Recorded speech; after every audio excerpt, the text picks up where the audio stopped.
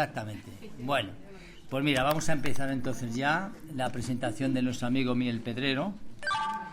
Me imagino que muchos de los que estáis aquí, por no decir todos, le conocéis. Él es periodista, escritor, ha publicado innumerables títulos, entre ellos Nos vemos en el cielo, Dios existe, etcétera, etcétera. Él es el jefe de redacción de las revistas de Enigmas y Año Cero. Enigmas Año Cero. Él ha participado en participa en innumerables programas de radio, como son, por ejemplo, La Rosa de los Vientos, con Miguel Blanco, etcétera, etcétera. Y posiblemente, pues, muchos de los que estáis aquí ya le habréis contado alguna historia que habéis pasado, porque él os pide luego que en esta situación, ahí donde pone en este correo Miguel Pedrero, gmail.com, aquellos que hayáis tenido experiencias, pues que se la contéis, porque él está encantado de hablar con vosotros y reflejarlo después en los programas o en los libros que escribe. Así que bueno, Miguel nos va a hablar en esta tarde de encuentros con entidades sombrías. Bueno, no asustaros, porque muchas veces es porque no les da la luz. Así que Miguel, pues cuando tú quieras, adelante.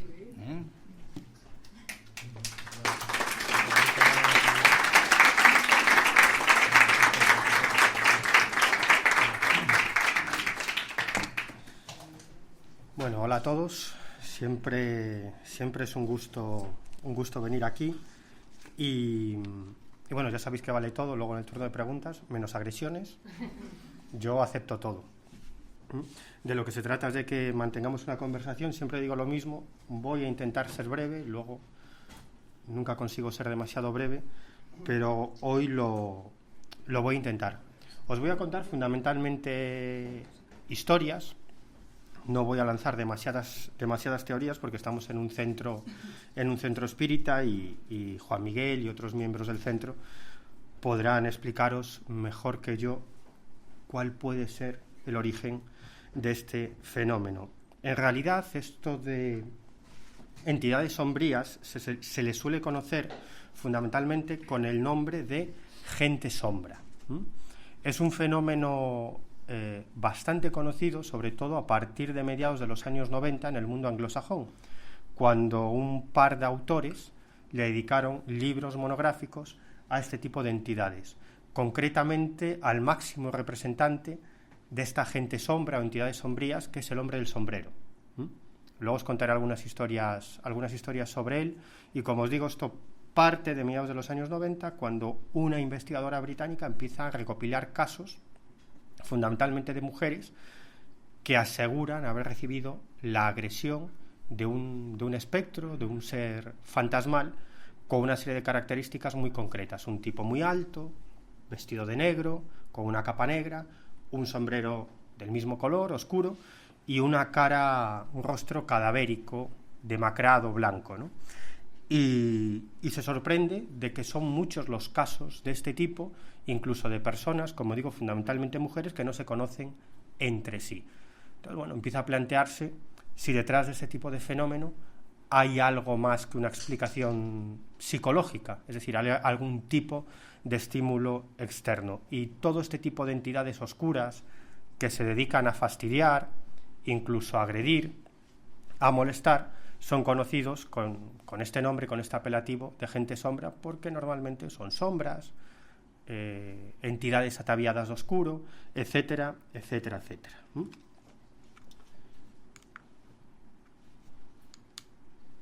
A ver si lo logro. Vale. Bueno, si en España hay algún tipo o algún fenómeno que se puede vincular a esto de la gente sombra, es el encuentro con la Santa Compañía. A mí es un fenómeno, ¿sabéis qué es la Santa Compañía? ¿No? Me imagino que alguien ha dicho que no. Sí, bueno. ¿Alguien la ha visto? ¿Alguien ha visto a la Santa Compañía? Bueno, luego os lo volveré a preguntar. No es algo tan extraño. A mí hace algunos años me parecía una cuestión propia de la antropología cultural, de la antropología social. De hecho, en España hay publicados libros muy interesantes desde el punto de vista antropológico sobre el fenómeno de la Santa Compañía. Pero cuando empiezo a hablar con antropólogos que han hecho mucho trabajo de campo, es decir, que no solamente se han dedicado a recopilar estudios sobre la Santa Compañía y vincularlo con determinados contextos culturales, sino que han hecho trabajo de campo, es decir, que han entrevistado a personas que dicen haberse topado con la Santa Compañía. Y algunos de ellos me decían, joder, esto es un mito, ¿no? Desde el punto de vista antropológico sabemos muy bien de dónde viene, de dónde parte, cómo va mutando y adaptándose al contexto cultural y temporal en cada zona geográfica de la vieja Europa. Pero a veces me decían, tenemos la sensación de que detrás hay algo real, porque personas que no se conocen entre sí, que no saben nada del fenómeno de la Santa Compañía, nos cuentan sus encuentros con una serie de características tan comunes, tan parecidas, que uno tiende a pensar que detrás hay un estímulo real. Sobre todo, y esta es una de las sorpresas que me llevé, cuando los antropólogos descubren que lo que os podéis imaginar que es el testigo prototipo no es así. ¿Quién os imagináis que ve a la Santa Compañía? Si os pregunto, una persona tipo que dice haber visto a la Santa Compañía, ¿qué es lo que os viene a la mente? Una persona del ámbito rural, fundamentalmente, mayor, ¿no? Pues de más de incluso de 70 años, con una serie de creencias muy arraigadas o incluso supersticiones, pues no es así, ¿no? Muchos de los testigos de la Santa Compañía son agnósticos o incluso ateos y personas del ámbito urbano y de cierto nivel cultural, que aunque normalmente los encuentros se producen en el ámbito rural, pues son gente que van a ver a un familiar, que van a ver a su madre, que están pasando un fin de semana en el ámbito rural y se encuentran con la Santa Compañía. Yo me he encontrado con personas que me decían, joder, yo te estoy contando lo que he visto, pero yo no creo nada de esto. Yo soy ateo y esto ha sido una visión, esto ha sido un mensaje telepático que alguien me ha enviado o ha influido en mi mente. Yo he visto eso, pero no quiere decir que eso sea real, ¿no? Como os digo, personas ateas. ¿Qué es la Santa Compañía? Pues es fundamentalmente una procesión de almas en pena, ¿sí? Que además se presentan de una forma muy característica, es decir, ataviadas con una sotana y un capuchón que les cubre el rostro. Avanzan en fila, a veces incluso en dos filas, en paralelo. Suelen llevar en una de sus manos un velón, una antorcha o un candil, es decir, algo luminoso. Y no se les ve el rostro, avanzan en completo silencio y no caminan, sino que simplemente se desplazan sobre el terreno, es decir, levitan. ¿Qué debéis hacer si os encontráis con la Santa Compañía? Pues la tradición recomienda una serie de métodos para no interactuar con la Santa Compañía, porque puede ser muy peligroso. Desde luego, lo que nunca debéis hacer es coger algo que os ofrezcan, porque corréis el riesgo ¿de qué? De formar parte de la Santa Compañía en no mucho tiempo, es decir, fallecer y pasar a formar parte de la Santa Compañía. No debéis mirar a la Santa Compañía, y si la tenéis muy cerca, la única solución es con un palo o incluso con la mano, si no tenéis ese elemento en la mano, es hacer un círculo a vuestro alrededor, ¿no? Un círculo protector, ¿no? Bueno, hay otra serie de métodos que manda la tradición, pero yo siempre recomiendo una fundamental. ¿Cuál creéis que es? Salir por piernas, ¿no? Ya está, es decir, ¿para qué vamos a hacer un círculo en el suelo si puedo salir corriendo, ¿no?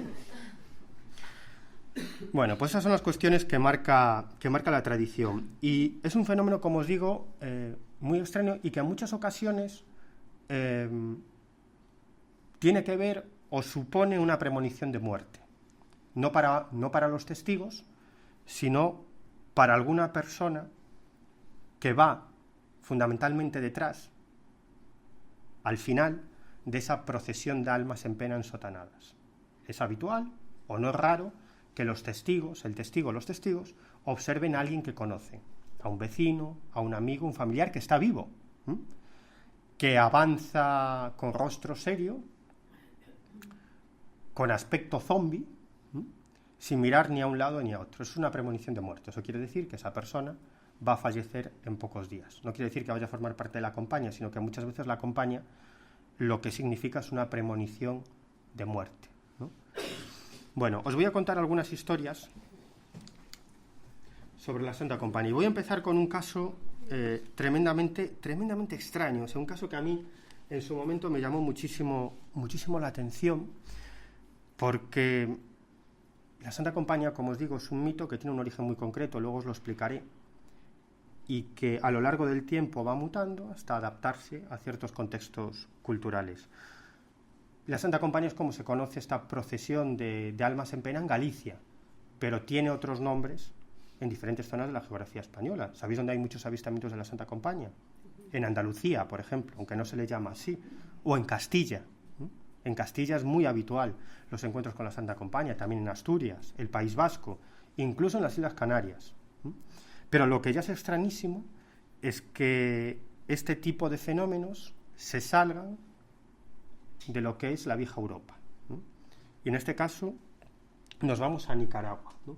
Ese señor que tenéis ahí es José Rolando Castillo. Tiene una vida absolutamente tremenda. Él formó parte del ejército revolucionario sandinista, ¿no?, que llegó al poder después de una revolución, echando del poder a un dictador absolutamente sanguinario, ¿no?, que se dedicaba a secuestrar a los adolescentes para que formaran parte del ejército que se estaba enfrentando a la guerrilla.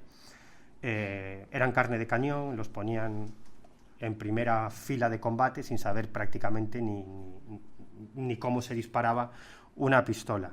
Y a muchos de ellos acababan fusilándolos, matándolos o torturándolos. No era algo brutal. Él fue secuestrado para formar parte del ejército del dictador Anastasio Somoza y estuvo a punto de ser ejecutado. De hecho, ejecutaron a varios de sus compañeros. A veces me contaba cosas terribles, como que lo reunían en el patio, a uno le daban una pistola y le decían: mata a tu compañero. Si no lo haces, yo te mato a ti. Tenían que matarse unos a otros, o les decían: venga, echa a correr. Si logras pasar de esa puerta, eres hombre libre. Claro, nadie llegaba a pasar de la puerta, echaban a correr y los mataban. Era una forma de amedrentarlos, ¿no?, y tenerlos absolutamente controlados. Y cuando había ataques de la guerrilla, lo que hacían era lanzarlos como carne de cañón, ¿no?, para que directamente los mataran y no lo hicieran a las tropas más especializadas del ejército, ¿no? Finalmente, en el cuartel en el que él estaba, estamos hablando de finales de los años 70, hubo una operación de la guerrilla, tomaron el cuartel y los liberaron. Y la mayoría de los jóvenes que liberaron acabaron ingresando en la guerrilla. Al final, la guerrilla del Frente Sandinista de Liberación Nacional consigue el poder, crean un ejército y digamos que la gente de Anastasio Somoza pues acaba en el monte, en la selva. Son financiados por la CIA y por el ejército de los Estados Unidos, financiados y armados, y a principios de los 80 comienza una sanguinaria guerra civil del ejército revolucionario, el ejército sandinista, en el poder en Nicaragua, enfrentándose a la Contra, que es pues, un grupo de exmilitares somocistas y soldados de fortuna, financiados y entrenados por la CIA, ¿no? Y fue una guerra absolutamente brutal. Este hombre estuvo en la selva aproximadamente 3 años, combatiendo día a día. La mayoría de sus compañeros murieron en combate. Bueno, es una vida, unas experiencias de vida absolutamente terribles. Ahí veis algunas de las fotografías que me cedió de su época de combatiente en la selva nicaragüense, enfrentándose a la Contra. Como os digo, fue una guerra civil que terminó en el año 89-90, es decir, hablamos de 10 años de guerra civil absolutamente sanguinaria, ¿no? Los Contras llegaban a una aldea, violaban a las mujeres, las mataban, hacían lo mismo con los niños. Bueno, algo absolutamente brutal. De hecho, ellos siempre llevaban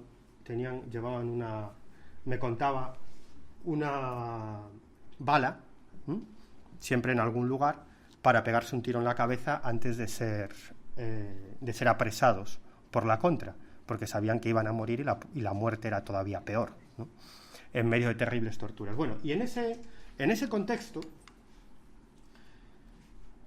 este hombre, una noche del año 83, el capitán al mando de su batallón les pide a él y a un compañero que vayan a llenar unas cantimploras, ¿no? Les dan como 60, 70 cantimploras y tienen que acercarse a un río en plena selva nicaragüense a llenar esas cantimploras. Él me decía que era una operación bastante arriesgada, porque la contra andaba por allí pululando. Es decir, que en cualquier momento los podían matar, que incluso algo tan sencillo como ir a llenar unas cantimploras era jugarse la vida, ¿no? Era una misión bastante arriesgada. Bueno, ellos estaban en eso cuando en un momento determinado observaron un resplandor en el agua. Pensaron que era la contra, se escondieron entre la maleza, pero lo que vieron es que ese resplandor venía de unas antorchas que portaban unos tipos ensotanados, con capuchones enormes de más de 2 metros, o incluso llegaban a los 2,5 metros, que avanzaban por la orilla contraria a la que ellos estaban, ¿no? Aquello les llamó mucho la atención. Eran, creo recordar, 2 filas de 12 que avanzaban en paralelo, y lo que les llamaba la atención es que, bueno, por allí no había ningún monasterio, abadía, ni siquiera una iglesia, ni nada que se le parezca. Estaban en plena selva, en plena guerra brutal, plena guerra civil. Y lo primero que les llama la atención es que no escuchan ningún sonido, ¿no? Él me explicaba que en la selva, de noche, cualquier sonido es muy audible, ¿no? Por eso ellos iban con muchísimo cuidado a llenar las cantimploras. No querían llamar la atención de la contra, es decir, cualquier rama que pises, cualquier ruido que hagas, si te caes, el sonido por la noche en la selva es ensordecedor cuando hay un silencio absoluto. Pero más les llama la atención, decía que claro, caminar por la selva es complicado, ¿no? Y esos tipos avanzaban, como yo os digo, desplazándose.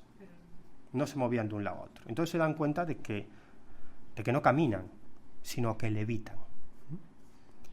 Ninguno se giró hacia ellos, sino que simplemente avanzaron, levitando a unos 15-20 centímetros del suelo, en completo silencio, y desaparecieron. Claro, en cuanto desaparecieron, estos salieron corriendo. Le explicaron a sus mandos lo que había pasado y montaron una operación para, de alguna forma, averiguar quiénes eran esos personajes. Claro, me decía, no tiene ningún sentido, ¿no? Cuando de lo que se trata es pasar desapercibido, ¿qué sentido tiene ir con unos velones enormes, con unas antorchas en este caso, con unas antorchas enormes? No tiene ningún sentido, ensotanados, llamando la atención. No tiene ningún sentido. Y sobre todo lo que les llamaba la atención es que no levitaban, ¿no? Es curioso porque este hombre y su compañero no saben lo que han visto. Dicen, bueno, ahí se queda.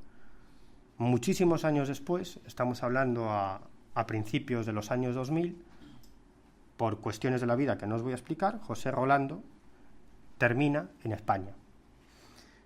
Y un día le comenta a una amiga esa experiencia, entre otras muchas de sus experiencias en la guerra, le comenta esa, ¿no? Y la amiga se queda estupefacta y le dice, tú lo que has visto es a la Santa Compañía. Dice, ¿la Santa qué? Dice, espera un momento.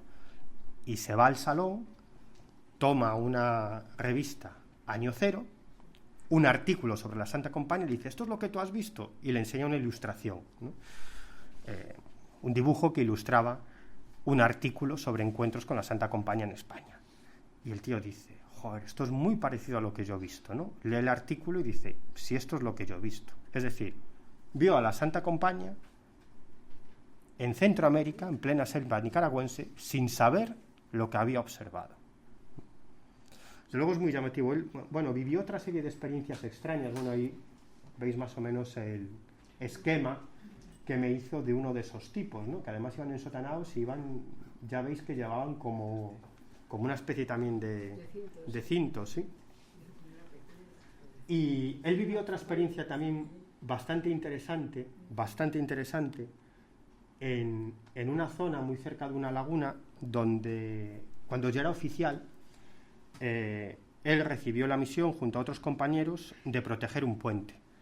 Era un puente que iba a dar a la zona de avituallamiento del ejército nicaragüense, es decir, ahí tenían armamento, tenían comida, ¿no?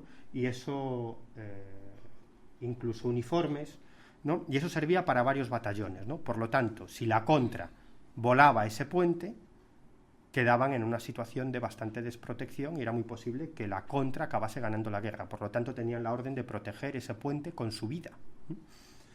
Y en eso estaban. Había una serie de militares, él era uno de los oficiales encargados de ese control del puente, y una noche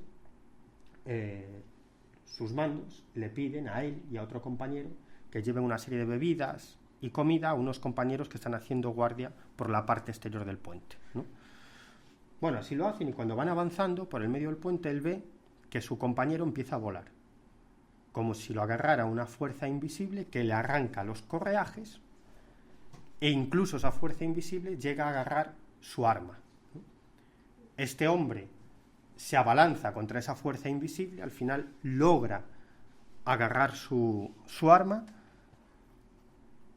José Rolando le dice: ¿pero qué te ha pasado? Y dice: pues no sé, que algo me ha quitado los correajes, se ha intentado arrebatarme el arma. Bueno, total, que siguen avanzando, ya cada uno de ellos agarrando su arma para lo que pueda pasar, y José me dice que un par de minutos después nota que una fuerza invisible también lo empuja e intenta arrancarle los correajes. Lo que es que él se agarra a su arma y no pasa nada. Cuando llegan al otro lado del puente para entregar la comida a la gente que estaba haciendo las labores de vigilancia, les explican lo que les ha pasado, y ellos dicen: estamos muertos de miedo, eso nos ha pasado a todos. De hecho, esa noche no volvieron, esperaron a que amaneciera para regresar a la base al otro lado del puente. Luego descubrieron que en ese puente el dictador Somoza había ejecutado a miles de personas.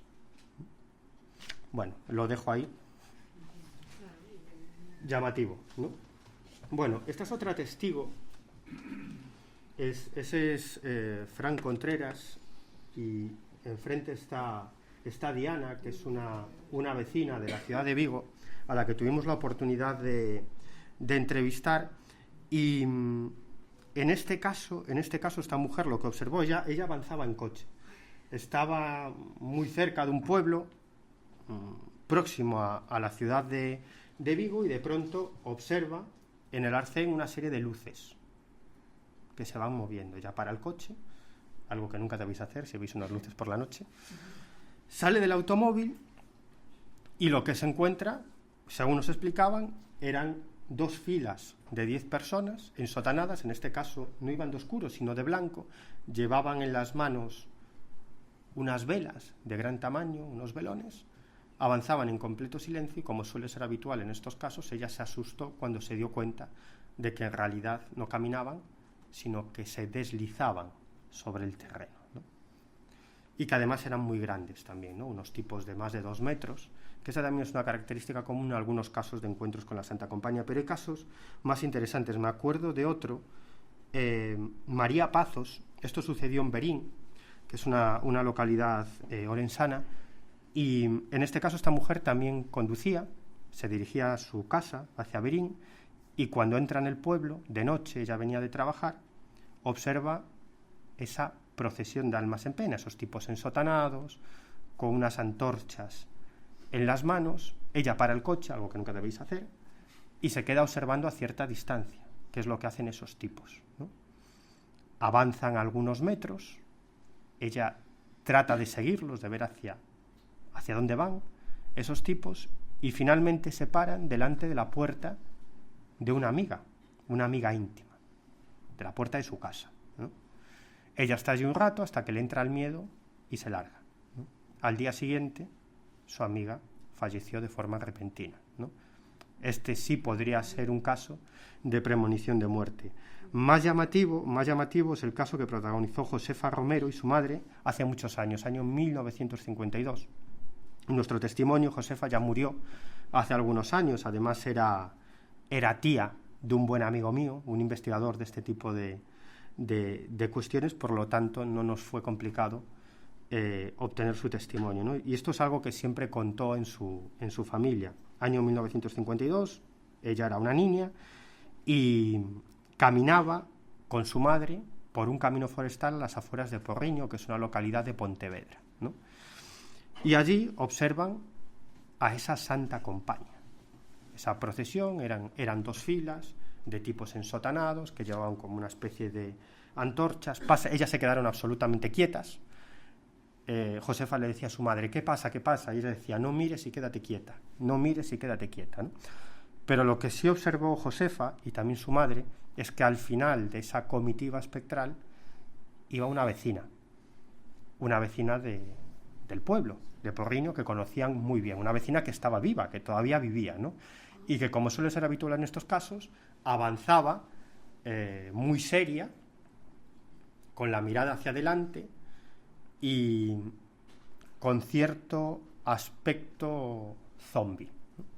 Bueno, aquella comitiva pasó al lado de estas mujeres. En cuanto se perdieron en la lejanía, la madre cogió a Josefa y se fueron a casa, y curiosamente a los 2 días esta vecina falleció mientras estaba trabajando en su huerto a causa de un rayo.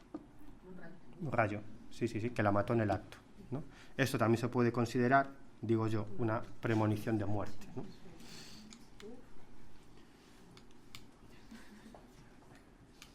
Lo conseguiré. Bueno, antes os decía, ¿de dónde viene esto? Este es un fenómeno tremendamente curioso, ¿no? Porque yo lo comparo mucho con el fenómeno ovni. Es decir, el fenómeno ovni es un mito que se sabe muy bien de dónde viene, de dónde parte, pero un mito que se hace realidad, de algún modo. Es decir, un mito que aparece en los radares, un mito que deja huellas de su presencia en el terreno, etcétera, etcétera. La Santa Compaña es algo muy parecido, ¿no? La Santa Compaña, en realidad, parte de los países nórdicos, ¿no? Y concretamente de un dios nórdico, Odín. Odín era el encargado de llevar al paraíso de los pueblos nórdicos a los caídos en batalla, a los miembros de esos pueblos nórdicos caídos en batalla. Él era el encargado de hacer eso, ¿no? Digamos, de llevar a las almas de los caídos hacia el cielo en los que creían los pueblos nórdicos, ¿no? En el siglo IV, cuando entra con cierta fuerza el cristianismo en esa zona del norte de Europa, sabéis que el cristianismo empleó una técnica para cristianizar a esos pueblos paganos muy efectiva, ¿no? Consistía no tanto en destruir sus antiguas creencias, sino en asimilarlas, en sincretizarlas, ¿no? Entonces, y esto se ve también en España, sobre todo en el norte de España, ¿no? En aquellos lugares donde se adoraba a las aguas o a unas piedras curativas, ahí se edifica una ermita y el santo tiene la capacidad de curar, ¿no? Si la tradición decía que esas aguas curaban los males renales, pues a partir de ese momento se construye una ermita con una virgen o un santo que, si lo tocas, te cura los males renales, ¿no? Y de hecho, en Galicia, en mi tierra, es habitual que al lado de las ermitas se sigan realizando esos rituales paganos. Es decir, la gente hace el ritual con las piedras o las aguas para curarse, para sanarse, para pedir fortuna, para pedir novia o novio, lo que sea, y luego entran a la ermita y le piden exactamente lo mismo al santo, que tiene fama de conceder eso mismo, ¿no? Es muy curioso. Bueno, entonces lo que hicieron los evangelizadores cristianos es convertir a Odín en Satán. Es decir, como querían que, digamos, que esos pueblos acabaran olvidando sus creencias ancestrales, lo que hicieron fue transformar a Odín en Satán, ¿no? ¿Qué es lo que hacía Satán? Pues llevaba las almas de los pecadores al infierno. No era Odín llevando las almas de los caídos en combate al paraíso nórdico, sino que era Satán llevando a los que se habían portado muy mal al infierno, ¿no?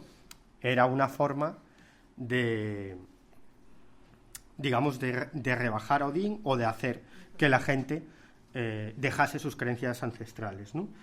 En el año 1091 tenemos el primer escrito en Francia de una persona, en este caso un sacerdote, que dice que él ha visto esa procesión de almas en pena dirigidas por Satán. Es decir, que Satán, que él tuvo la oportunidad de ver, dice en ese escrito, cómo Satán llevaba a las almas de los malvados al mismísimo infierno. Pero es que unos siglos después, en el 13, nace el concepto del purgatorio, ¿no? Es decir, ya no hay solamente cielo e infierno, sino, bueno, los buenos van al cielo, los malos al infierno, bueno, pero los que han sido un poquito pecadores, pues bueno, pasan un tiempo en el purgatorio, ¿no? sufriendo hasta cierto punto y luego ya van al cielo, ¿no? Es decir, bueno, has sido malo, pero no tanto, ¿no? Vamos a castigarte un poquito y luego nos vamos al cielo, ¿no? Y entonces esto ya se transforma en una procesión de las almas del purgatorio que antes de ir a ese purgatorio, digamos que pululan por las zonas en las que vivieron para despedirse de sus familiares, ¿no? Bueno, y esto acaba transformándose con el tiempo en la tradición de la Santa Compañía en Galicia, pero que se llama de otra forma en Irlanda, en Escocia, en la Bretaña francesa, en Castilla, en Canarias, bueno, donde os podéis imaginar, ¿no? Porque, como digo, es una tradición muy extendida, ¿no? Y bueno, uno puede pensar que esto es un mito y se acabó, ¿no? Porque, como os digo, desde el punto de vista antropológico está muy estudiado. Parte de aquí, va mutando así y se transforma en esto, ¿no? Pero claro, cuando los antropólogos bajan a pie de campo y entrevistan a la gente que dice haber visto la Santa Compañía, alucinan, ¿no? Porque ¿qué me está diciendo este médico ateo comunista, ¿no? Que ha visto la Santa Compañía, ¿no? Y el tío me dice, no creo en nada, pero te digo lo que he visto, ¿no? Claro, no es lo mismo tratar un tema desde el punto de vista teórico que hablar con los protagonistas, con los que lo están sufriendo, ¿no? No es lo mismo hacer un trabajo sobre el maltrato a la mujer leyendo una serie de textos que entrevistando mujeres maltratadas. Digamos que tu visión de la realidad cambia por completo, ¿no? Cuando estás delante de los que lo están sufriendo, de los que lo han vivido, ¿no? Y eso le pasa a muchos antropólogos que dicen, no entiendo nada, ¿no? Es un mito, sé de dónde viene, sé cómo muta, cómo se transforma, en qué termina, pero me están contando una serie de cosas, además, la misma forma de aparecer, esa característica de que levitan, que no se les ve el rostro, que la inmensa mayoría de los testigos describen que cuando aparece la Santa Compañía se hace el silencio absoluto. Es decir, que de pronto no hay sensación ambiente, no hay sensación térmica, que los sonidos del campo se apagan por completo, es decir, que hay un silencio absoluto, como si la realidad se apagara o como si estuvieran dentro de una campana de aislamiento. Y cuando la Santa Compañía se aleja y desaparece es como si volviera a la realidad. De nuevo vuelve el viento, el ruido de los árboles, de los grillos, la sensación térmica, ¿no? Bueno, esto es una característica básica de los encuentros con todo tipo de fenómenos anómalos. Para empezar, con el fenómeno ovni. Yo a lo que más me he dedicado es a estudiar el fenómeno ovni, investigar casos de ovnis. Y esa es una característica común en los casos de ovnis también, ¿no? Las personas que se convierten en testigos o en protagonistas de un encuentro cercano con ovnis e incluso con sus pretendidos tripulantes. No es exactamente lo mismo, te cuentas exactamente lo mismo. El silencio absoluto, la campana de aislamiento, esa sensación de que la realidad se apaga. Cada uno te lo describe a su manera, pero en el fondo están diciendo lo mismo. Y cuando el fenómeno desaparece, vuelve la realidad. Exactamente pasa lo mismo en los encuentros con la Santa Compañía. Por lo tanto, yo a veces me pregunto, caramba, si no estaremos enfrentándonos a un mismo fenómeno que toma diferentes características o diferentes formas o diferentes disfraces dependiendo de ante quién se presente o ante quiénes se presente o en qué época se presente, ¿no? Bueno, no sé, es algo que dejo ahí. Y como os decía, los encuentros con la Santa Compañía o con tipos ensotanados nos los encontramos en toda España. En este caso, nada más y nada menos que en Alcaracejos, que es un pueblo de Córdoba, ¿no? En este caso, además, es muy curioso. Este hombre, Alejandro López, es un escritor bastante conocido, que tiene un montón de premios literarios. Como la mayoría de los testigos de este tipo de casos, no tiene absolutamente nada que ver con el mundo del misterio, con los enigmas, con los ovnis, absolutamente nada que ver. Bueno, el caso es que era por la mañana, además, es curioso, era un 1 de noviembre, creo que del año 2003 o 2004, 1 de noviembre, Día de Difuntos, y eran aproximadamente las 6:00 de la mañana, y él estaba llevando a su hija y a una amiga irlandesa, que estaba pasando unos días con ella, las iba a llevar a un lugar para que tomaran un autobús muy cerca de la localidad de Alcaracejos, un autobús para viajar a Córdoba, ¿no? Iban a hacer unas visitas a unos museos, no sé qué, y el padre las iba a llevar para que tomaran ese autobús, ¿no? Y haciendo un stop, esta es la zona donde tuvo lugar el encuentro, pues como os digo, en un stop, El conductor mira a un lado y a otro, y cuando mira a su izquierda observa a un tipo, en este caso era un tipo solo, ensotanado,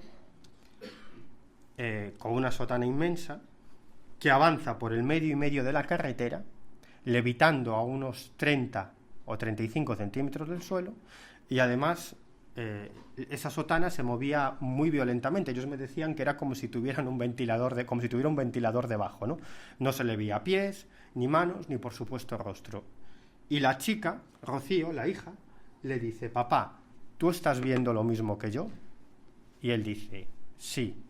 En ese momento los dos miran por el espejo retrovisor. Detrás iba la irlandesa, que estaba al borde del colapso, ¿no? La irlandesa ya era blanca de por sí, pues estaba más blanca todavía, ¿no?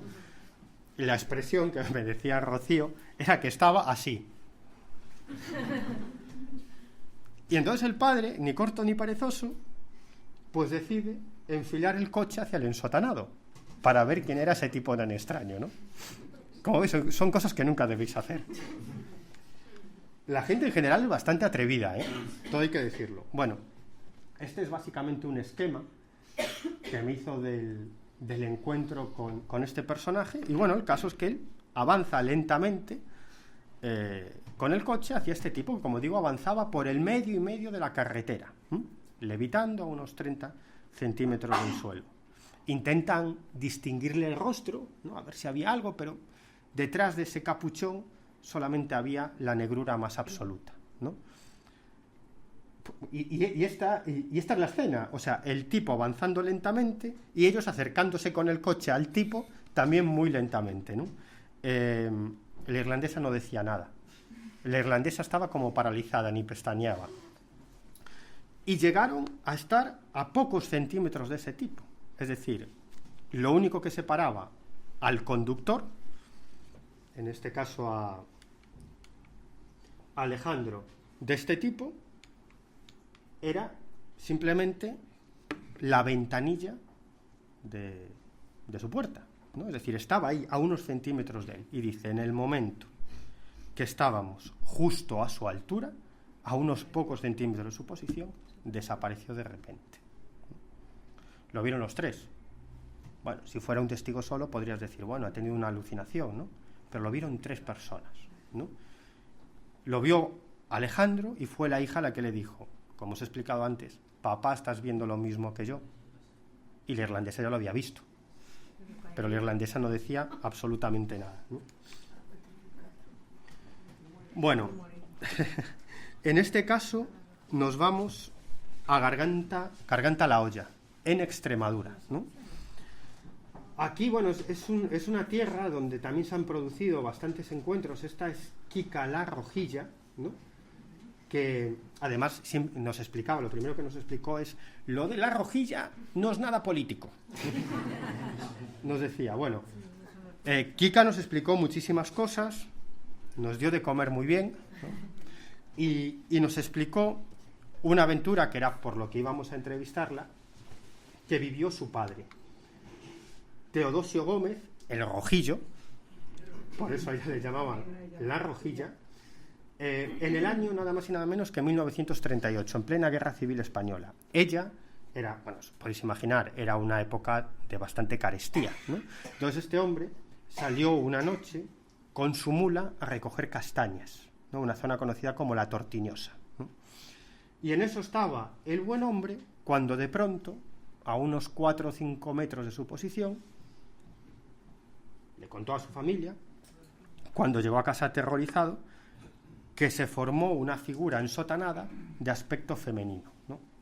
Iba ataviada también con una sotana negra, pero en este caso brillante, brillaba en la noche, ¿no? Este hombre intentó interpelar a esa buena cristiana por si le pasaba algo, ¿no? Si estaba perdida, y no le hacía caso. Él avanzaba con su mula y esta aparición femenina seguía avanzando también hacia adelante. Si él paraba, ella paraba, ¿no? Lo que más le causaba terror a Teodosio es lo de siempre, que no caminaba, sino que levitaba, ¿no? Porque era un terreno pedregoso y esta aparición avanzaba suavemente, ¿no? Y cuando había que subir, lo hacía suavemente, y cuando había que descender lo hacía suavemente, ¿no? No sabía qué hacer, se paraba y la aparición se paraba, espoleaba la mula y la aparición siempre manteniéndose más o menos a la misma distancia, ¿no? Y en un momento determinado, cuando Teodosio pensó que esto ya había llegado a su fin, ¿no?, y pidió ayuda a Dios, diciendo que sea lo que sea, ¿no?, pero que sea ya, en ese momento la aparición se volatilizó, ¿no? Nunca jamás volvió a salir de noche en su vida, Teodosio, ¿no? Y aquí nos encontramos con un clásico que os voy a contar rápidamente. Ese es Julián, era niño cuando pasó este hecho, pero se lo escuchó al principal protagonista de este suceso, que es José Pancho, ¿no?, que murió en el año 1962 a los 72 años de edad, hace mucho, ¿no? Pero es una historia que recuerdan mucho en el pueblo, sobre todo la gente mayor que tuvo la oportunidad de escucharlo de los propios labios de José Pancho. Esto sucedió en el año 1946. Él estaba en una zona cerca de Garganta la Olla, en una finca que estaba y está a las afueras, que se llama Finca La Casilla, ¿no? Él estaba allí, tenía un caseto y tenía una lumbre dentro. Había estado trabajando en el campo y estaba comiendo algo, estaba allí con la lumbre, y de pronto empezó a escuchar unas voces de mujeres que provenían del exterior de la caseta, que decían: ¡qué frío! ¡Qué frío! ¡Qué frío!, ¿no? Entonces este hombre abrió la puerta para ver qué ocurría, ¿no?, si había por allí dos mujeres que necesitaban calentarse. Y nada más abrir la puerta, se encontró con una entidad ensotanada, también de aspecto femenino, tenía formas femeninas, a la que no se le veían ni los pies, porque la sotana le cubría los pies, ni las manos, ni el rostro, porque se presentó con la cabeza agachada, ¿no? Pensó que era una monja y le dijo: pase usted y caliéntese a la lumbre. Le cedió el paso. Esta entidad se acercó a la lumbre y se sentó sin decirle absolutamente nada. Pero cuando se sentó a la lumbre y se remangó la sotana, José Pancho vio que no tenía piernas, ¿no?, sino que tenía patas de carnero. Con lo cual echó a correr y dejó allí a su invitada. Es algo que contó muchas veces. Nunca más volvió a ir por la noche a la finca La Casilla, y como os digo, es una historia muy extendida que nos repitió este hombre, Julián con pelos y señales, que había tenido la oportunidad de escucharlo de la boca de sus propios protagonistas, ¿no? Bueno, este es otro caso también muy curioso. Es un tipo que vivió un caso también extraordinario, con un ensotanado muy, muy curioso. Ahí está también Fran Contreras. Tuvimos la oportunidad de entrevistarlo en Sevilla para el programa Espacio en Blanco, para un reportaje que estábamos haciendo de encuentros con este tipo de seres. Esto ocurrió en el año 1984 en el cuartel del Arma de Ingenieros, en Sevilla, ¿no? Él estaba haciendo la mili y allí estaba durmiendo en su pabellón, ¿no? Y de noche pues sintió unas ganas irrefrenables de ir al baño, ¿no? Total, que se levantó, y lo primero que le llamó la atención es que no hubiera imaginaria, es decir, que nadie, ninguno de sus compañeros, estuviera haciendo guardia, ¿no?, para ver quién entra y quién sale del pabellón. Bueno, aquí yo le llamó la atención y dijo: bueno, pues nada. Se fue al baño, hizo sus cosas, y cuando salió se encontró a un tipo ensotanado, con una sotana blanca, al que se le distinguía una barba muy larga. Y él le dijo: una voz le dijo: ¿no me has visto al entrar o qué? Claro, todos esos casos son así, muy absurdos, ¿no? Y él le contestó algo así como: pues no, porque me estaba meando, ¿no? Y el ensotanado le dice: vente conmigo, ¿no? Entonces este hombre nos cuenta que el tipo empezó a avanzar y él fue detrás. Le preguntamos: ¿por qué fuiste detrás? Y dice: pues no sé, estaba como atolondrado, ¿no? Estaba como atolondrado, es como si algo me hiciera ir detrás de este personaje. Lo saca a un patio inmenso. Dice: lo que más le llama la atención es no encontrarse con nadie de vigilancia en ningún sitio, ¿no?, como si aquello estuviera vacío. El tipo sale allí, se sientan en un banco los dos, y dice que de pronto distingue que se abre un claro en el cielo y aparece un foco de luz enorme, que cada vez se va haciendo más grande y que incluso emite un haz de luz hacia el suelo. Este hombre se empieza a asustar y él dice, yo lo que quería era largarme de allí, pero no me podía mover. Como si algo me lo impidiera. Lo único que podía hacer era mover la cabeza de un lado para otro, ¿no? Pero poco más. Y en un momento, cuando estaba en esa situación de intentar girar la cabeza de un lado a otro, a ver si se podía mover, mientras esta entidad le decía, tranquilo, tranquilo, tú tranquilo que no pasa nada, ¿no? Y él estaría pensando, sí, no pasa nada, ¿no? O sea, estoy aquí con un tipo extraño, se está abriendo un claro de una luz ahí, ¿no? Bueno, y en estas, cuando estaba haciendo este movimiento, vio en un banco de al lado una gorra de soldado, ¿no?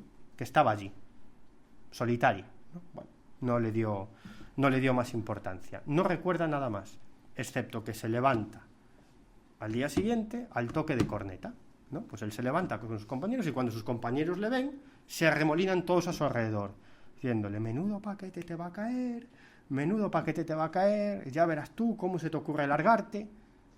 Dice, ¿cómo que largarme? Dice, sí, joder. Dice que te tocaba hacer la imaginaria, porque es cierto que a una hora de la madrugada a él le tocaba hacer de guardia. Dice, nada, te fuimos a buscar y no estabas.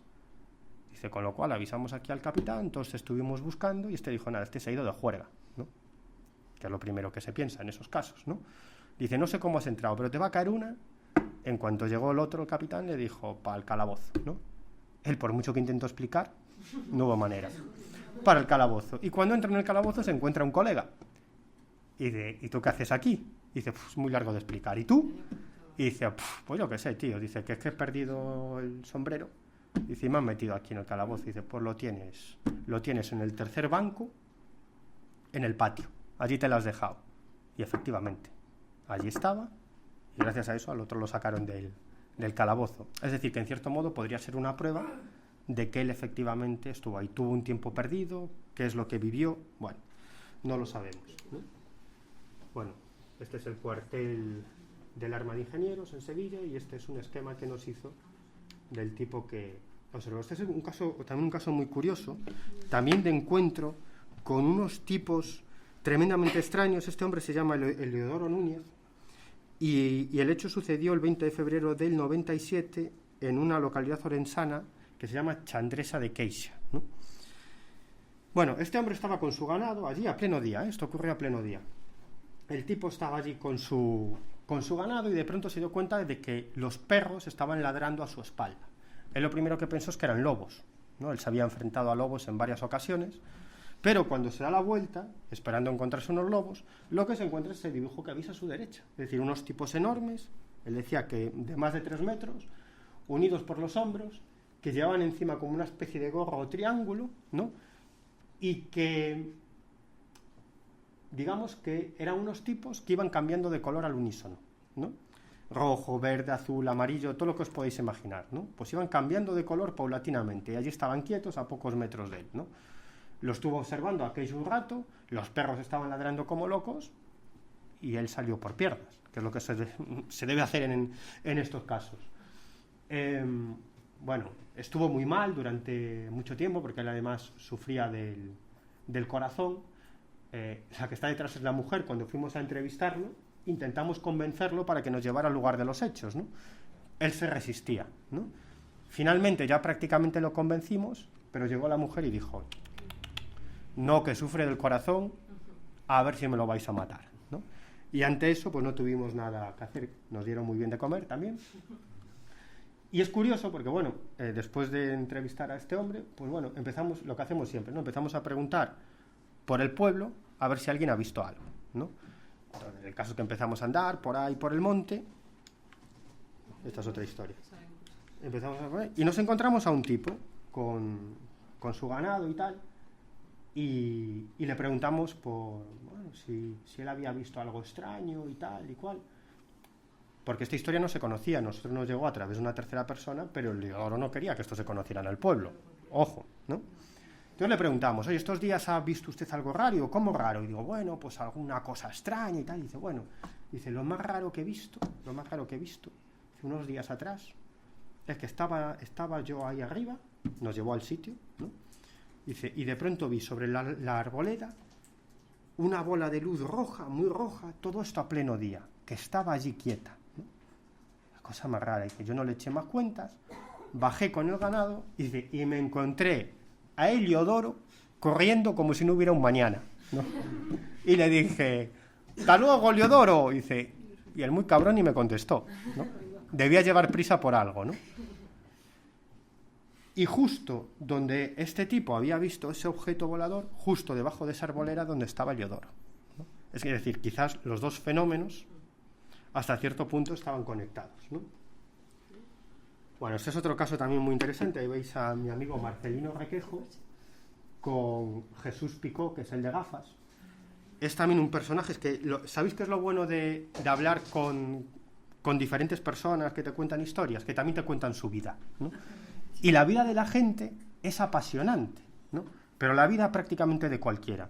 Y también de este hombre. Este hombre se dedicó a uno de los trabajos más duros que había en la España de los años 60 y 70. Y se dedicaban a recoger tierra de las playas para la incipiente industria de la construcción, ¿no? A pala, ¿no? Bueno, acababan todos absolutamente destrozados, porque luego tenían que cargar la arena, llevarla. De hecho, no sé si lo he puesto, no lo he puesto. En Betanzos, donde lo entrevistamos, él es de Betanzos, hay incluso una estatua en honor a las personas que realizaron este trabajo tan importante para la industria de la construcción y que en esa época, pues, bueno, muchos acabaron fatal, sin poder trabajar más en su vida, etcétera, etcétera, etcétera, ¿no? Bueno, pues este hombre, en el año 1964, estaba en la playa de Bergondo, en La Coruña, casi estaba amaneciendo, con unos compañeros, haciendo su trabajo, cuando de pronto escucharon un zumbido que venía del cielo. Levantaron la vista y se encontraron lo que él nos describe como un plato hondo dado la vuelta, de aspecto metálico con luces a su alrededor, vamos, un platillo volante como una casa, ¿no? De unos 25 metros de diámetro, que estaba allí moviéndose de un lado a otro, y en un momento determinado salió disparado, ¿no? Bueno, hasta aquí vale, ¿no? Pero es que unos 2 años después, en el 66, estaba en otra playa, la playa de Axurela, que está muy cerca de una localidad muy bonita, coruñesa, que se llama Miño, que si vais por allí os recomiendo que vayáis a Miño, además tiene una playa muy bonita. Y entonces, bueno, iban a hacer su trabajo, era de noche, dejaron la lancha en la orilla y uno de ellos, eran 3 personas, eran 3 compañeros, uno de ellos se bajó de la lancha para llevar hasta la playa las palas y los utensilios de trabajo, ¿no? Y luego regresaba y ya iban los 3, ¿no? El caso es que el hombre se baja, da unos cuantos pasos, vuelve sobre sus pasos y le dice, oye, yo aquí no me meto. Dice, ¿por qué? ¿Estáis viendo a ese tío que hay ahí, ¿no? De pronto miran y dicen, es verdad, a unos metros observan a un tipo de aproximadamente 3 metros de altura, muy delgado, es decir, me decían, su tronco no tenía más de 20 centímetros. Fijaros si era delgado, ¿no? Los brazos larguísimos le caían por debajo de las rodillas y tenía una cara enorme, muy grande, en forma de pera invertida, con unos ojos enormes. Y iba vestido con un traje de una sola pieza y con una especie de botas, ¿no? Y estaba allí quieto así, mirando para ellos. Dije, bueno, pues mientras esté ese tío aquí nosotros no tenemos nada que hacer, ¿no? Total, que el otro subió a la lancha y dice que en el momento que se alejaban vieron cómo este tipo se daba la vuelta y empezaba a caminar muy torpemente hacia la población de Miño. También preguntamos, ¿no? Pero claro, estamos hablando del año 64. Uno cuando pregunta en un pueblo a la gente que no conoce si conoce de alguien que haya visto en el año 66 un tipo de 3 metros con cabeza de pera invertida y tal, ¿no? Uno ya pierde la vergüenza todo, ¿no? Ya puedo hacer cualquier cosa, ¿no? Es decir, si tengo que hacer un reportaje para entrevistar a alguien que, no sé, ha asesinado a su tío y no sé qué, y quiero su declaración, chupado, ¿no? Porque después de preguntar a la gente si ha visto ovnis, si ha visto hace 40 años, si su abuelo o su tío ha visto hace 40 años un tipo de 3 metros, claro, te miran con una cara como diciendo, ¿dónde está la cámara, no? ¿Dónde está la cámara oculta, no? Bueno, esto es muy curioso, ¿no? Os decía antes que en realidad yo tengo una fortuna, ¿no? Y es que me interesan todo tipo de temas extraños, ¿no? Y por lo tanto he seguido muchos casos, ¿no? Muy distintos. Probablemente no sé demasiado de nada, pero sé un poco de cada cosa, ¿no? Y entonces eso me ha dado la oportunidad de documentarme bastante, de investigar diferentes casos anómalos o extraños, encuentros cercanos con ovnis, con la Santa Compañía, personas que ven a sus familiares fallecidos, que se presentan ante ellos, bueno, muchas cosas, anomalías espaciotemporales, etcétera, etcétera, etcétera. Y claro, cuando escuchas tantas historias, uno se da cuenta de que en el fondo son la misma cosa, porque las características son similares o prácticamente iguales, lo único que cambia es el disfraz con el que se presenta el fenómeno, ¿no? Y es muy curioso porque, revisando documentación sobre la Santa Compañía, me encuentro con algo extraordinario. Y es que el primer registro escrito sobre la Santa Compañía, sobre un encuentro con la Santa Compañía, en Galicia, data del año 1845. Y el autor es un inglés que se dedicó a recorrer España, financiándose, vendiendo Biblias, es decir, él vendía Biblias y con eso financiaba su viaje por España. Y publicó un libro que se titula, todavía lo podéis encontrar, es un clásico, La Biblia en España, en el que básicamente contaba su viaje evangelizador por tierras españolas, ¿no? Y entonces cuenta, en un pasaje de ese libro, que estaba en Padrón, que es una localidad coruñesa, y quería viajar hasta Corcubión, ¿no? Entonces necesitaba un guía, claro, alguien que los llevara. Y pretendía viajar por la noche para llegar a Corcubión en la mañana, porque ahí quería pues ponerse a evangelizar a los pecadores de Corcubión, ¿no? Y entonces, pues allí le presentan a un muchacho, ¿no?, que se dedicaba a ese tipo de cosas, ¿no?, a llevar a gente de un lado a otro, que se conocía la zona y tal, y este le dice, uy, no, yo si quiere los llevo de día, pero de noche usted olvídese. Dice, ¿por qué? Dice, porque he visto a la Santa Compañía. Entonces le explica. Dice que hace un par de días estaba haciendo más o menos el mismo recorrido con unas mujeres que querían visitar a unos familiares por la mañana, ¿no? Dice, y en un momento determinado, dice, empezamos a ver unas luces que nos pasaban por encima, entre la bruma, ¿no?, tan cerca que nos echamos al suelo, ¿no?, por si nos atacaban o algo, ¿no? Dice, claro, dice, era la procesión de muertos, era la Santa Compañía que avanzaba volando con sus cirios. Él lo interpretó así. Es decir, él interpretó que esas luces voladoras eran las almas de las Santas Compañías que avanzaban por el cielo con sus cirios, ¿no? En su contexto cultural, desde el punto de vista de sus creencias, imaginaros una aldea en la Galicia del año 1845, eso solo podía ser la Santa Compañía. Es decir, que el primer registro escrito sobre un encuentro con la Santa Compañía en realidad es un encuentro con ovnis. Y hay más, porque hay otro escrito sobre la Santa Compañía un poco después, del año 1866, que también es muy curioso, porque en este caso es de un escritor gallego que se llama Claudio Cubeiro, y él se refiere a varios casos que le relataron de encuentros con la Santa Compañía muy curiosos. ¿Qué era la Santa Compañía? Eran unas luces que aparecían por la noche en las cercanías de algunas aldeas y que de vez en cuando entraban en las casas, esas luces entraban en las casas y se llevaban, secuestraban a la gente que estaba sola o durmiendo, ¿no? Por lo tanto, en cuanto aparecían esas luces en la lejanía, la gente empezaba a gritar, la compañía, la compañía, la compañía, y empezaban a cerrar puertas y ventanas y a despertar a todos los que estaban durmiendo, ¿no? Fijaros qué curioso, ¿no? Luces voladoras, ¿no? Que ¿cómo se interpreta? Como la compañía, ¿no? Bueno, ¿cuántos casos habrá de este tipo, ¿no? Bueno, aquí no sé si centrarme. Bueno, sí, me voy a hacer.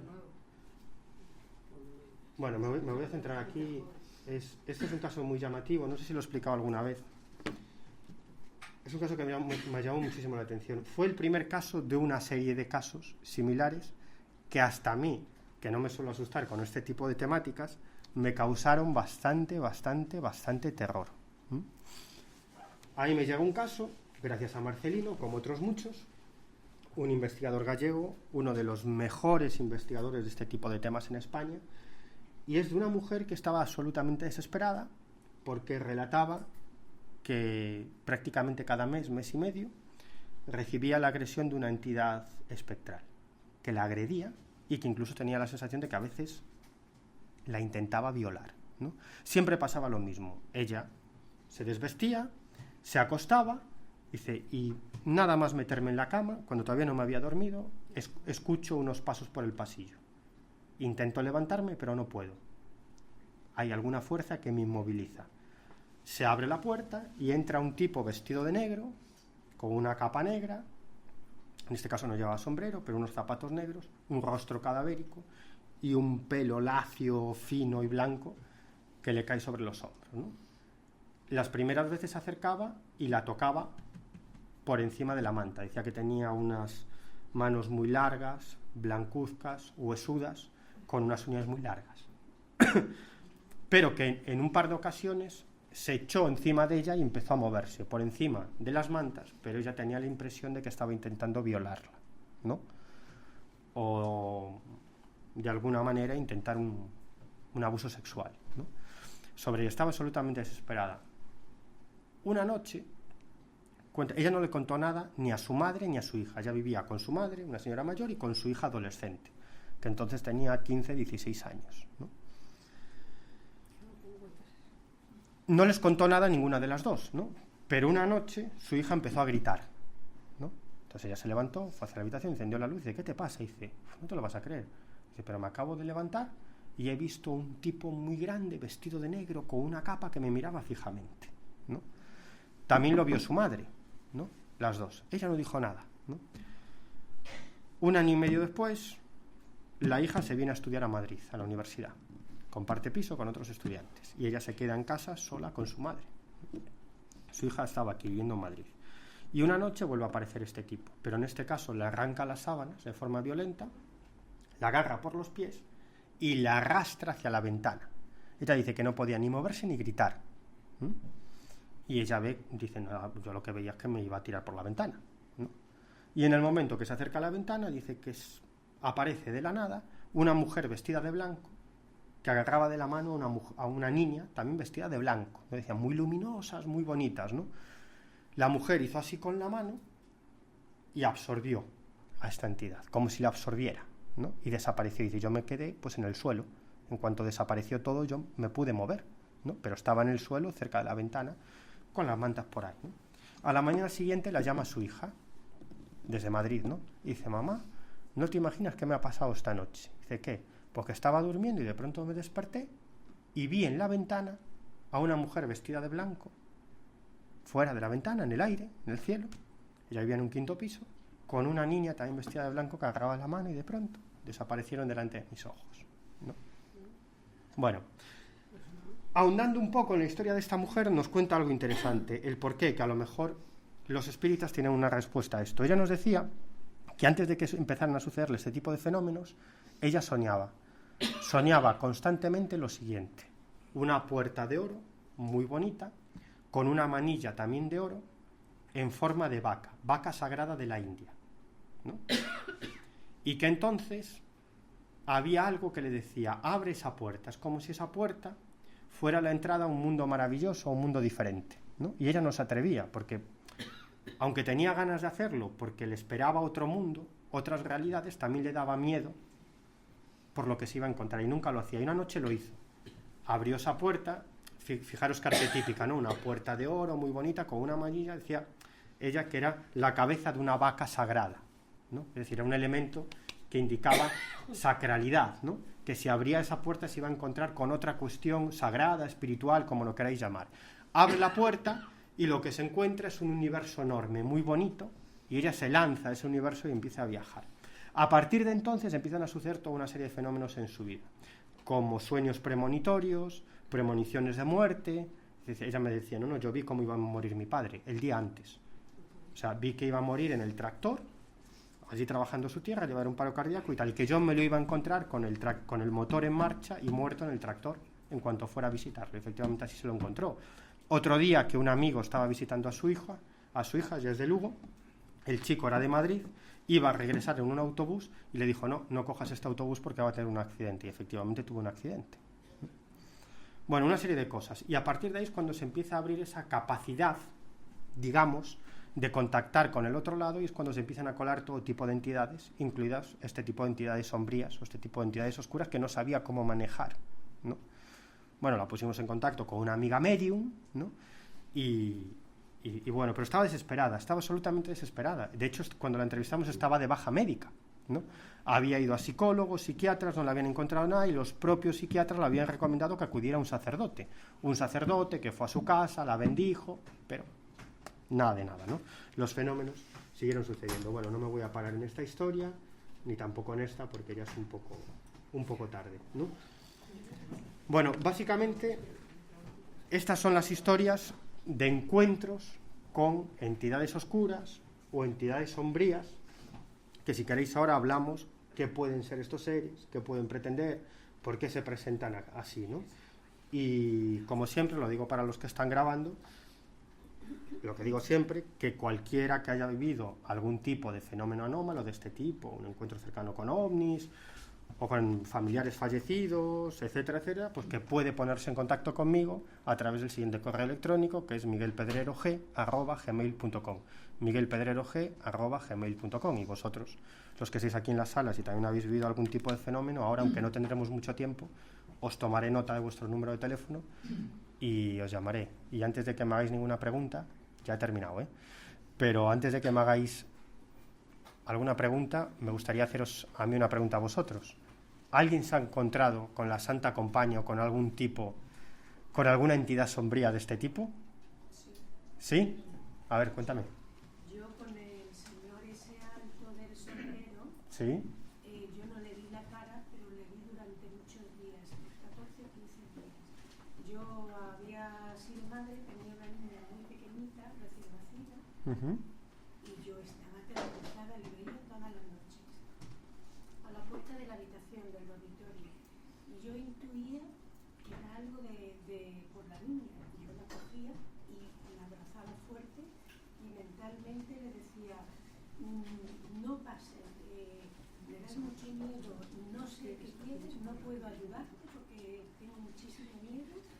Y se lo decía mentalmente. Y un día se lo dije tan fuerte mentalmente, que cogió, avanzó y se fue por la pared y nunca más volvió. ¿Y cómo era?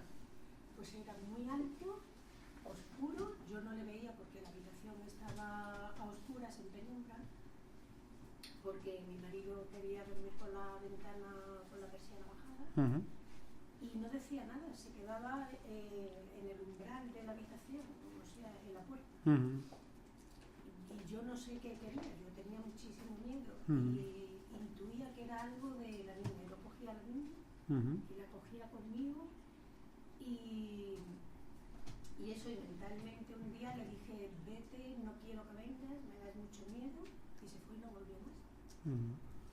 Interesante. Luego me das su número de teléfono. Por ahí atrás también. ¿Entiendes? Pues mira, yo te voy a ser un poco breve porque también Sí.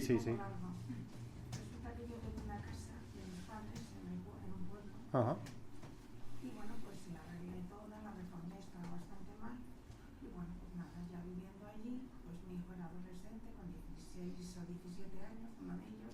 Ajá. Y le digo que no venga tarde. Entonces se fue con los amigos y vino más tarde. Yo me había acostado, pero no me había dormido. Mi marido estaba dormido. Entonces me levanté y le reñí. Entonces le dije que no eran horas de venir, que no me gustaba, bueno, lo que dice una madre. Y él se enfrentó a mí. Que hay que ver, que no sé cuánto, que estaba harto, que no sé qué, que todos los amigos estaban por ahí y tal. Y bueno, se enfrentó un poco fuerte, ¿no? Entonces, bueno, le reñí, él también se puso un poco fuerte y ya se fue a la cama y yo también. Sin dormirme, se presentó una entidad encima de mí que era una mujer de aspecto negro, su vestidura era negra, yo no la vi la cara, yo estaba a oscuras, pero yo estaba despierta, pero yo no podía mover, me asfixiaba con las manos y yo quería pedir auxilio y no podía. A partir de ahí, yo no sé si me dormí un poco o no, estuve 4 días sin pasar a la habitación. Y a partir de ahí pasó un tiempo y empecé a oír ruidos en un desván que teníamos y en unas partes de un patio. Pues bueno, yo con bastante miedo y con bastante... Entonces en una ocasión me dijeron, bueno, un sitio parecido a esto, que hablara con ellos, que eran entidades, que hablara con ellos. Pero a las 3 de la mañana yo sentía golpes como un taller que tenía mi marido, sentía martillazos y arriba pasos continuamente en el desván. Y bueno, pues yo asustada, me decían que yo no era capaz, yo tenía miedo. A partir de un tiempo se pasó. Empecé a echar agua bendita y aquello se pasó. Pero claro, te queda esa cosa, ¿no? Otro día me levanto mal y me siento en el sofá y la ventana daba al patio, ¿no? Y dije, que mal he dormido, qué tal y qué cual. Y aparece una esfera de una cabeza que no se ve y que se mueve por toda la ventana. Y a continuación me entero que se ha muerto un familiar. Entonces entendí que venía a despedirse. Y a partir de ahí ya no me ha pasado, que no me pasen cosas de esas porque me da terror. Interesante. Entonces te dejo mi teléfono. Sí, luego se acerca. Yo voy mucho a Galicia. Ah, vale. Te quiero... Vale, sí, pues luego... No será gallega. No, vale. Por eso cuando has dicho lo de la Santa Campaña, de haberlo oído, pues yo pensaba que era solamente en Galicia. No. Lo que he oído es en varios sitios más. No, luego se me acercan y me dejan el número de teléfono. Sí, eso está comentando eso, que aquí iban una bestia, un animal. Sí. Que es extremeño. Sí. La madre de un amigo mío, Ajá. dice que 2 veces en el río ha visto una especie de dama blanca Ajá. en 2 ocasiones. Y eso te digo como tercera persona que la oí. Sí. Y claro, como la gente ahí pues no estaba muy puesta en esos temas, pues no saben realmente lo que es. Pero siempre están cerca del agua. O sea, lo de la dama blanca es un mito ya muy... Pero que lo ven. Es decir, son mitos que se ven. Sí, pero son personas que no saben de estos temas ni nada de nada. Sí, claro. No lo ven o a lo mejor solo lo ven ellos. Tienen ciertas capacidades. Claro. Porque es que yo estuve con una vecina, pero no sé tú, pero vemos que sí que va a ser mucho más. Sí. Esta persona muy beata, muy religiosa, y entré en su casa porque estaba llorando la pobre mujer. Y entramos en la casa un vecino mío y yo, entramos y hablamos con ella, y resulta que es una señora que es una médium que te flipa con ella. Y yo pensaba, esta es una... Y entonces la mujer a contar cosas, de que el mundo está como está, que no sé qué. Y el vecino que estaba al lado, y yo le ponía atención a lo que estaba diciendo, pero bueno, bajo la presión que me estaba contando las cosas, estaba sacando todo lo que tenía dentro. Y bueno, el otro se va, bueno, esto es cosa breve. Y me dice la mujer, dice, ¿tú crees que es casual que tú estés aquí? Cuando se fue el otro empezó a contarle cosas. Ya, bueno. Increíble. Eso ya es otra historia. Eso ya hablamos de mediunidad, que mejor que yo te podrán responder aquí. De gente que aparece del comedor, se le apagaba la televisión, apareció un mente. Se lo cuenta al otro, lo llama a los loqueros. Entonces yo lo he escuchado y la mujer me dice... Sí. ¿Alguna pregunta, algún comentario? ¿Nadie me quiere criticar? Seguramente no estaréis de acuerdo, ¿no? Con muchas cosas que... Sí. Es una entidad entonces sombría, lo que me pasó. El echarse encima de la cama... Hombre, era una mujer.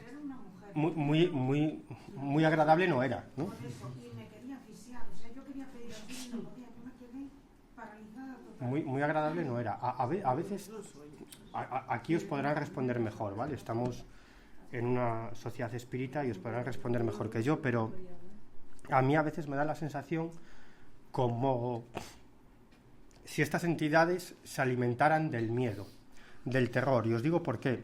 Porque, no lo acabo de contar, cuando yo emití este caso en Espacio en Blanco, yo hago más o menos lo mismo que aquí, ¿no? Siempre doy mi contacto y tal, o el contacto del programa, y nos empezaron a llegar una cantidad de casos increíbles de gente, sobre todo mujeres, que estaban viendo la misma entidad, ¿no? Y además me llamaron la atención 3 casos, en concreto de 3 mujeres que se habían encontrado con este tipo alto, de capa, rostro demacrado, cadavérico, etcétera, que habían sufrido la misma dolencia a raíz de un encuentro nocturno con esta entidad. Es decir, me acuerdo el caso de una que se encontraba sin fuerzas, al día siguiente le empezaron a salir unos granos muy raros por la axila, fue al médico y no tenía prácticamente defensas. Estuvo a punto de fallecer, estuvo ingresada, luego en casa durante más de un mes con un tratamiento muy potente para reactivar sus defensas. 3 casos así me he encontrado, de 3 mujeres que sufrieron exactamente lo mismo. Es decir, a raíz de un encuentro brutal con una de estas entidades, se quedaron sin defensas. Pero qué curioso que fue porque yo reñía a mi hijo. Fue esa noche que yo reñía a mi hijo. Quizás, Porque venía tarde.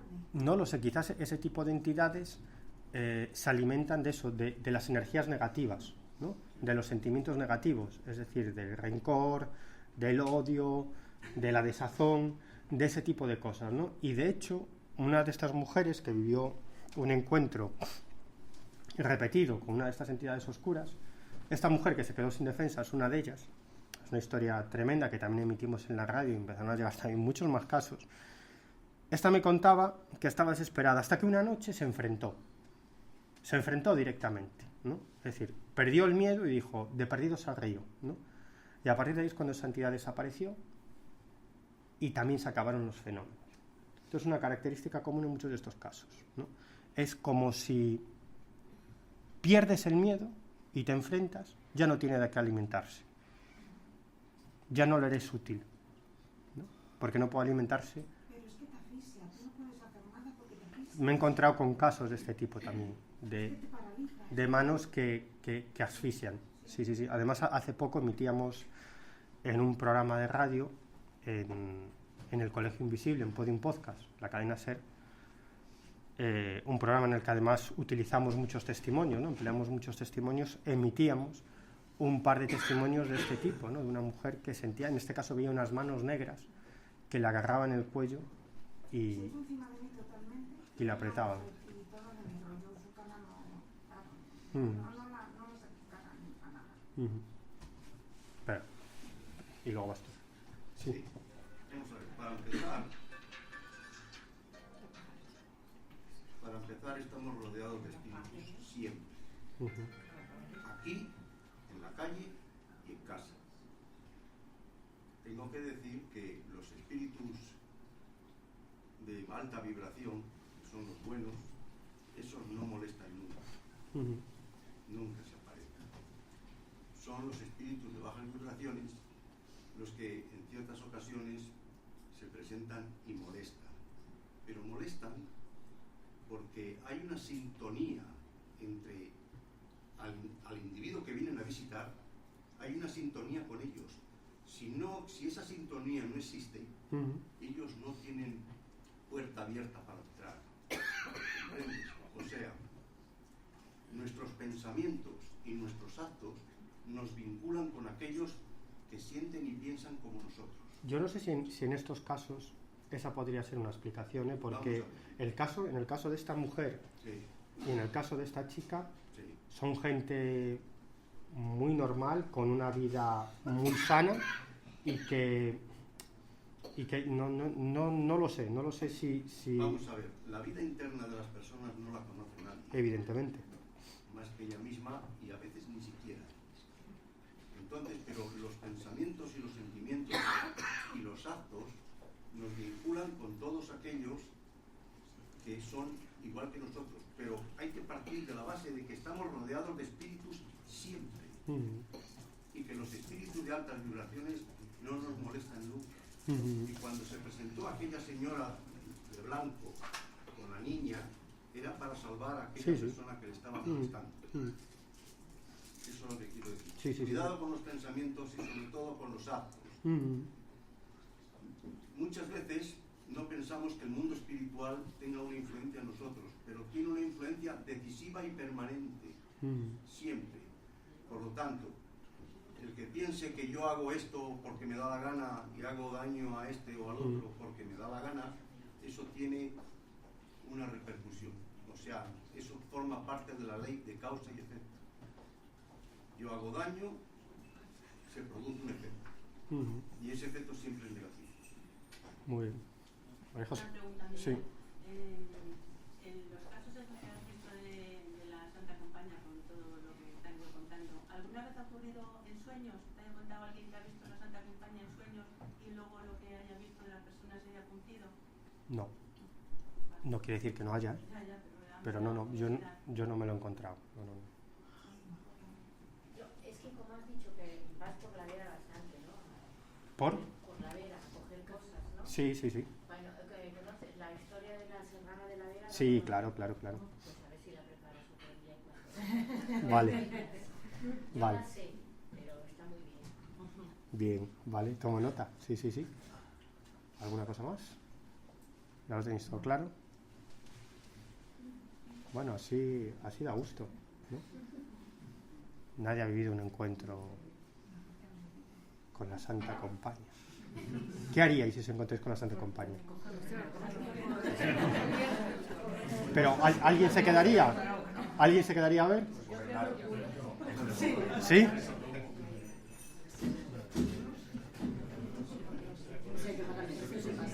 Y a ver, ¿quién de vosotros cree que esto de la Santa Compañía es solo un mito? Un mito, y que lo que ve la gente... Bueno, o sea, tú no cuentas. Tú. No, pero en serio, no tengáis miedo. Sí, de ti lo sé, ¿no? ¿Quién piensa que es solo un mito? ¿No? Porque yo hablo con muchos antropólogos y muchos dicen, bueno, es un mito, ¿no? Que de alguna forma se hace real para la persona en un momento determinado porque se activan una serie de cuestiones ancestrales. Poco importa que seas agnóstico, que seas ateo, si es que en algún momento se activa algo en tu cerebro que te hace ser testigo de algo que es una tradición ancestral que está ahí. No sé si es algo genético, una activación genética, una activación psicológica, el contacto con la mente común o la mente planetaria, no lo sé. Es decir, no quiere decir que tenga un sentido real, que realmente sean almas en pena, ¿no? Caminando o avanzando por los caminos para asustar a un pobre cristiano, ¿no? Que se encuentra con esas entidades, ¿no? O sea, a lo mejor la explicación es mucho más compleja, pero desde luego lo que sí estoy convencido, no solo yo, sino muchos antropólogos que han hecho un trabajo muy serio y muy profundo, es que detrás de esto no está simplemente una creencia en un mito, sino que hay algo mucho más profundo que tiene que ver con nuestra conciencia, con nuestra psicología profunda, con las creencias ancestrales, probablemente con cierta activación genética, ciertas cosas y, ¿por qué no? En ciertas ocasiones, ¿por qué no? Un estímulo externo. Yo creo que en muchas ocasiones sí se da ese estímulo externo, pero como os digo, creo que es un fenómeno muy, muy complejo que no se puede saldar así, como diciendo, es un mito y se acabó, ¿no? Es un tema muy, muy, muy serio que además conecta con muchas cuestiones tradicionales, ¿no? Es curioso lo que es la ignorancia, ¿no? Los antropólogos lo que tenían que hacer es estudiar el espiritismo. Eso es lo que tenían que hacer para afirmar ciertas cosas. Pero incluso quizás también los espiritistas estudian antropología, ¿no? No digo yo que no. Lo cierto es que cada uno estudia un determinado fenómeno desde su punto de vista, ¿no? Y lo bueno es cuando confluyen diferentes puntos de vista, ¿no? Pues un espiritista con un antropólogo, con un arqueólogo, con un investigador de fenómenos o con un periodista que sigue fenómenos extraños, etcétera, etcétera, ¿no? Y poner puntos en común y salen muchas cosas, aunque luego no haya un acuerdo en cuanto al origen del fenómeno, porque todos tendemos a interpretarlo con lo que conocemos, sabemos, hemos leído y con lo que creemos, que es la verdad, pero sí que salen muchas cosas y es muy interesante porque creo que este tipo de fenómenos deben estudiarse desde diferentes prismas, ¿no? Ese es uno de los dramas que tenemos los que nos dedicamos en la medida de nuestras posibilidades, a seguir este tipo de cuestiones, ¿no? Es que al fin y al cabo vamos con una libreta, un bolígrafo, una grabadora, ¿no? Pero en muchas ocasiones nos haría falta otro tipo de opiniones o que nos acompañen otro tipo de personas especializadas en su campo, ¿no? Porque muchas veces tendemos a caer en el error, ¿no? Y cuando somos varias personas, cada una con un punto de vista o con una especialidad, es más difícil, ¿no? Caer en ese error. Cuando uno ya lo tiene claro, el problema es que cuando uno ya lo tiene claro, todo va por la misma vía, ¿no? Y si cometes un error, sigues incidiendo en ese error hasta el infinito, porque nadie te va a decir, cuidado, que esto no está tan claro, ¿no? Y a veces dices, ostras, ¿no? Y yo creo que eso es lo interesante en este tipo de casos, sí. Es simplemente una aclaración de lo que has dicho. Yo tengo, es una aclaración personal, tengo la intuición o eso de que es el mismo fenómeno que cada uno lo interpreta de una manera, que es el mismo fenómeno, ovni, lo que aparición, abducción, a lo mejor es un poco arriesgado, ¿no? No, pero yo creo que ahí hay dos vertientes o dos visiones. Por un lado está la interpretación, está claro, ¿no? Lo que os comentaba antes de ese tipo en el año 1845 que ve unas luces voladoras, ¿no? Y dice, es la Santa Compañía, ¿no? Con sus cirios que nos estaban sobrevolando, ¿no? Que estaban volando por encima de nuestras cabezas, ¿no? Bueno, si eso lo veo yo, digo que he visto ovnis, ¿no? Si eso a lo mejor lo ve un espiritista, pues quizás dice, pues he visto algún tipo de entidades espirituales, ¿no?